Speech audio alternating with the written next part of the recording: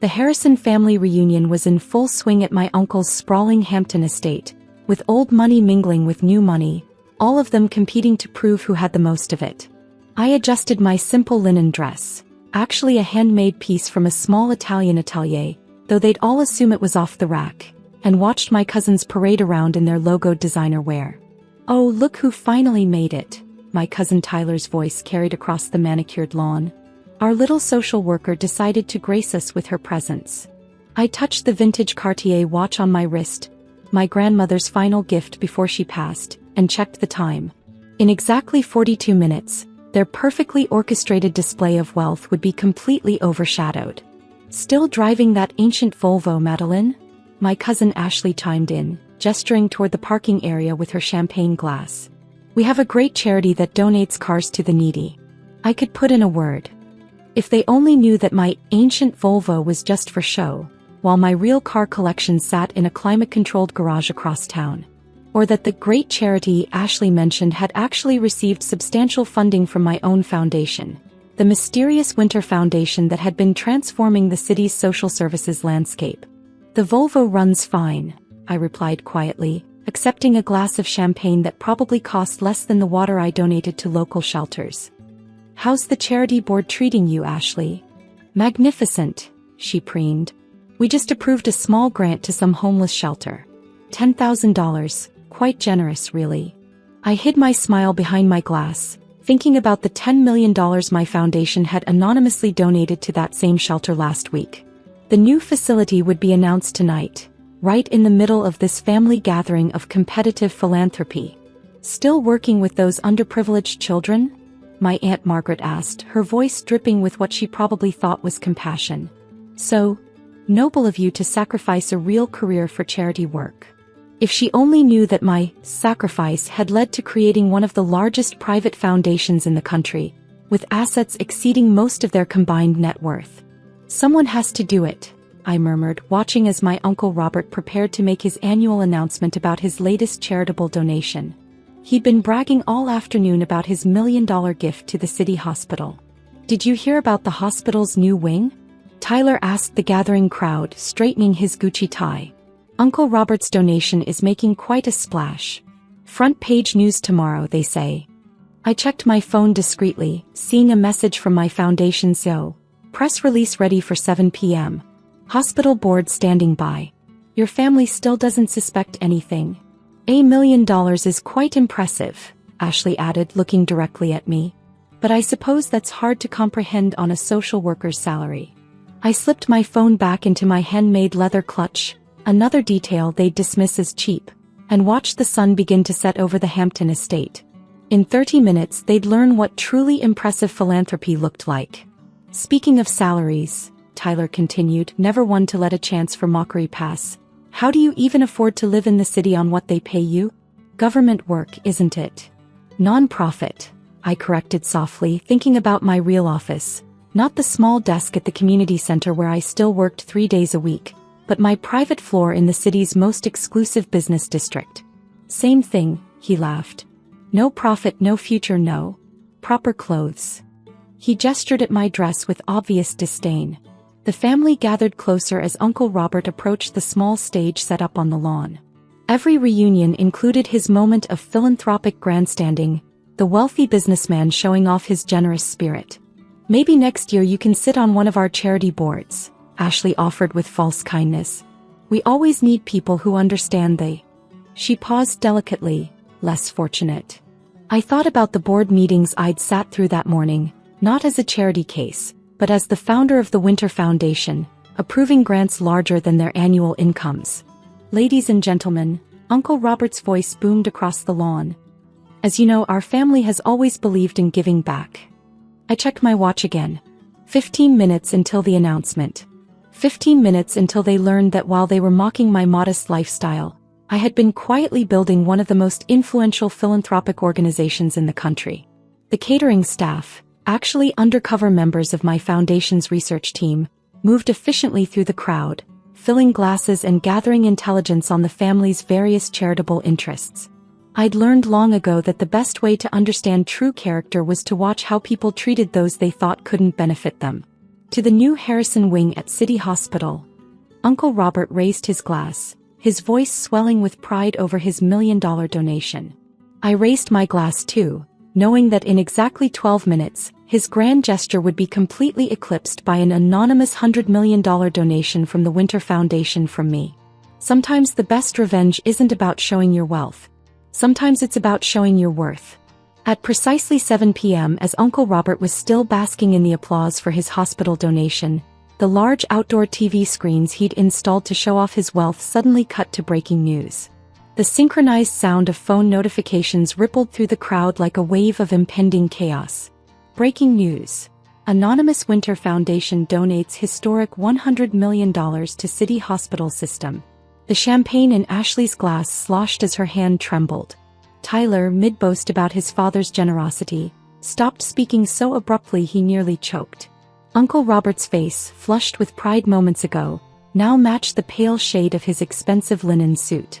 100 million? Aunt Margaret whispered, clutching her pearls. But who would? The Winter Foundation has announced the largest single donation in the city's history, the news anchor continued, her voice crystal clear in the suddenly silent garden. This unprecedented gift will not only fund the previously announced Harrison Wing but will also establish 5 new community health centers in underserved neighborhoods. I watched as Uncle Robert fumbled for his phone, probably calling the hospital board to understand how his moment of glory had been so thoroughly overshadowed. The same board that had met with me as the anonymous founder of the Winter Foundation, just hours earlier. "This has to be a mistake," Tyler announced loudly, though his voice lacked its usual confidence. "Who has that kind of money to just give away?" The Winter Foundation has been a mysterious force in philanthropy for the past 5 years, the news continued as if answering his question. Their innovative approach to social change has transformed numerous communities, though the founder remains anonymous. My phone buzzed quietly, a message from my CO, hospital board releasing full plans now. Your uncle's wing will become part of the larger Winter Health Network. His name will be on one corridor. One corridor? Uncle Robert's voice cracked as he read the same information on his phone. But they promised me. Actually, I spoke up, my quiet voice somehow carrying across the stunned gathering. The corridor will be named after the community health worker who spent 40 years serving that neighborhood. Your donation will be acknowledged on a nice plaque. All eyes turned to me, confusion mixing with the first hints of dawning realization. How would you know that? Ashley demanded, her perfectly arranged features creasing with suspicion. I pulled out my foundation's leather portfolio, hand-tooled with a subtle winter snowflake pattern. Because I approved the plans this morning. The silence that followed was absolute. Even the fountains in Uncle Robert's garden seemed to pause. You. Tyler laughed, but it sounded forced. The social worker who can't afford a proper suit? Who said I can't afford one? I replied calmly, opening the portfolio. I choose to wear what I wear. Just like I choose to drive a Volvo. Just like I chose to create the Winter Foundation while all of you were busy competing over who could get their name on the biggest building. That's impossible, Aunt Margaret stuttered. You work at a community center. Yes, I nodded, 3 days a week. Because unlike some people, I believe in understanding the communities I serve. The other 4 days, I run one of the largest private foundations in the country. I stood up, smoothing down my handmade linen dress. Would you like to know what else the Winter Foundation owns? The shelter network Ashley thinks she's helping with her $10,000 grants? The youth program Tyler mocked last year as throwaway money? The education initiative Aunt Margaret called a waste of resources. The screens behind me filled with images of the Foundation's work, state-of-the-art facilities, innovative programs, transformative initiatives that had changed thousands of lives.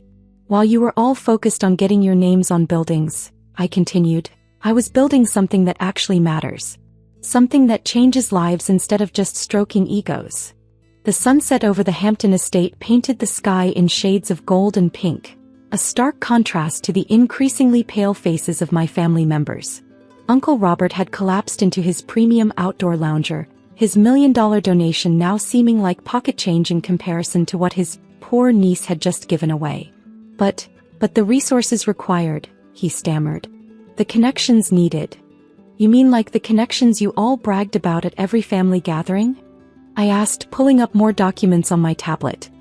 While you were networking at country clubs, I was building relationships with community leaders, understanding real needs, creating actual change. The screens around the garden now displayed the Winter Foundation's complete portfolio, billions in assets, hundreds of successful initiatives, and a global reach that made their local charity boards look like child's play. Those private school scholarships you're so proud of, Ashley? I continued, turning to my cousin. The Winter Foundation funds thousands of them through our education initiative. That homeless shelter you gave $10,000 to? We've built 30 more just like it across the country. Ashley's designer clutch slipped from her fingers, hitting the manicured lawn with a soft thud. But you never said anything. All these years. Would you have listened? I asked quietly. When I tried to discuss systematic change at last year's reunion, you told me to leave the big picture to people who understand money. My phone buzzed again, more breaking news alerts. The Winter Foundation's donation was already making waves across social media. Hashtags about anonymous philanthropy and meaningful change were trending. Ms. Winter. My assistant's voice came through my earpiece using my foundation's name. The mayor is requesting a meeting to discuss the community health centers. And the hospital board has announced an emergency session to revise the naming rights agreements. Speaking of naming rights, I turned to Uncle Robert. I believe we need to discuss the Harrison Wing. My foundation's architects have some suggestions for integrating it more effectively into the larger community health network. Your foundation, he repeated weakly. All this time. Yes, Uncle Robert.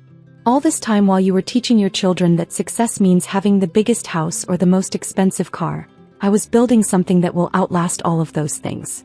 I walked to the bar and picked up a crystal glass, Baccarat, though for once no one was bragging about its price tag. Would anyone like to know why I called it the Winter Foundation? Tyler, who had been uncharacteristically quiet, found his voice. Because you're cold as winter? He attempted his usual sarcasm, but it fell flat. No, I smiled, thinking of my grandmother. Because my grandmother always told me that winter reveals true character. It shows who's prepared, who's resilient, and most importantly, who's willing to help others through the cold. I projected one final image onto the screens, a photo of my grandmother volunteering at the same community center where I now worked. She left me her watch and a choice. I could spend my life proving my worth to this family, or I could prove my worth to the world. The watch, Ashley whispered, finally recognizing the Cartier on my wrist. We all thought it was a replica. Just like you thought my work was small, my clothes were cheap, and my life was unsuccessful, I noted. It's amazing what people see when they're only looking at surfaces. The catering staff, my undercover research team, had begun distributing folders to the stunned family members. These contain information about the Winter Foundation's next phase of initiatives. Since you're all so interested in philanthropy, I thought you might want to see what real impact looks like. There's billions here, Aunt Margaret gasped, flipping through the pages. Schools, hospitals, housing developments. All funded without needing a single building named after me, I confirmed. Though I particularly enjoyed the time you all criticized the new Winter Community Center as architecturally uninspired, at last year's charity gala, I believe. My phone buzzed again. The hospital board was requesting an immediate meeting with the Winter Foundation's founder. The irony of Uncle Robert's $1 million donation being overshadowed so completely wasn't lost on anyone. The car collection you mocked me for not having? I continued, enjoying the way Tyler shifted uncomfortably. It's in a private garage along with the private jet you never knew about. The cheap clothes you love to criticize? Custom made by artisans I support through our Global Crafts initiative. Why reveal yourself now? Tyler asked, his arrogance finally cracking. Why not just stay anonymous? I walked to the edge of the garden, looking out over the property that had hosted so many displays of wealth and status over the years. Because sometimes the biggest impact comes from showing people that their assumptions about success, about worth, about making a difference, they're all wrong. The screens now showed live feeds from the communities the Winter Foundation had helped, thriving neighborhoods, educated children, healthy families. Real success stories that had nothing to do with naming rights or social status. The foundation is announcing its next phase of initiatives tomorrow, I informed them. $10 billion in new commitments to global health and education. I'd invite you all to the press conference, but I smiled slightly. I believe you have a charity board meeting to attend? Something about a $10,000 grant. Ashley flushed deep red, her designer makeup unable to hide her embarrassment. The same Ashley who had offered to donate a car to her poor cousin just hours ago. However, I continued, if any of you are interested in learning about real philanthropic impact, my door is always open. Though, I glanced at my grandmother's watch, you'll have to schedule through my foundation office. I'm rather busy these days. As if on cue, a helicopter appeared overhead, my transportation to an emergency meeting with the hospital board.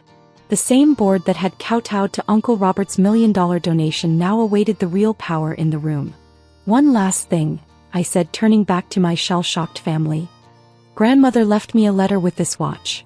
She said, true wealth isn't in what you have, it's in what you give. I've spent the last decade proving her right. The helicopter landed on Uncle Robert's prized lawn, its winds scattering the papers containing evidence of my success across the perfectly manicured grass. Rather fitting, I thought, watching their carefully constructed notions of wealth and status being blown away by the winds of real change. The Winter Foundation welcomes all sincere partners in making a difference. I called over the helicopter's noise. When you're ready to focus on impact rather than recognition, you know where to find me. As I boarded the helicopter, I caught one last glimpse of my family, still standing in their designer clothes, clutching their expensive champagne, watching as the relative they dismissed as poor rose above their Hampton estate in more ways than one. Sometimes the best revenge isn't in showing people how much you're worth. It's in showing them what true worth really means. And as the estate grew smaller below me, I touched my grandmother's watch and smiled. Winter might reveal true character, but it also brings the promise of new beginnings. Perhaps my family would finally learn that the greatest wealth isn't in what you possess, but in what you choose to give away.